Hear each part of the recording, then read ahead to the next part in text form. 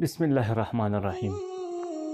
عن أبي هريرة رضي الله عنه أن النبي صلى الله عليه وسلم إن أحدكم مرآة أخيه فإن رأى به أذيا فليمته عنه.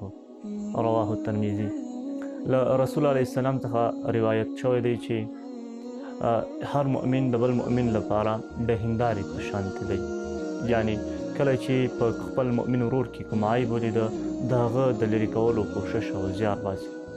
ملګرو، د نبي علیه السلام په دې یوه خبره کې د مؤمن لپاره په لسګونو صفتونه او خواص دي، او هغه خواص چې د مؤمن لپاره ډیر ضرور او اړین دي هغه په دې یوه خبره کې رسول الله صلی الله علیه وسلم راټول کړي دي. لومړنی صفت چې د مؤمن لپاره په دې آیت په دې حدیث شریف کې ذکر شوی دی هغه له افراط او تفرید څخه لرېوالی دی.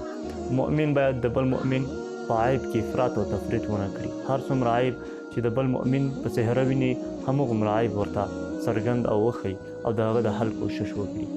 دوهم، مؤمن باید غیبت کوونکی ونه اوسي. هندارې ته چې کله موږ ګورو یوازې عیب زموږ د سترګو رارسوي، بل چاته زموږ عیب نه ښیي.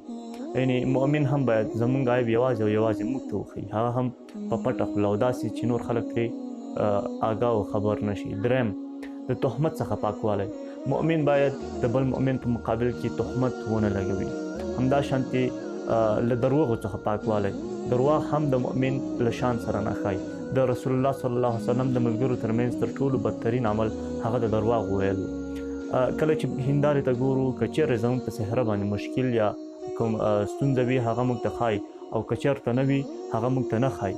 مؤمن هم همدا شانتې باید واوسي. کله چې خپل مؤمن د بل مؤمن د هغه د څهرې په اړه ترې پوښتنه کوي نو دی باید ورته صفا او له رښتیا څخه ډکه وینا وکړي. که چیرې یو مشکل درلود ورته په ګوته یې کړي، او که چیرې یې نه درلود هغه ورته ونه ښایي. همدا شانتې مؤمن باید د بل مؤمن لپاره همیشه تیار واوسي تر څو د هغه د مشکل د حل کوشش ورسره وکړي. مقابل طرف باید دا مشکل حل کړي، ځکه موږ چې کله هندارې ته ګورو د خپل مشکل د حل لپاره ورته ګورو.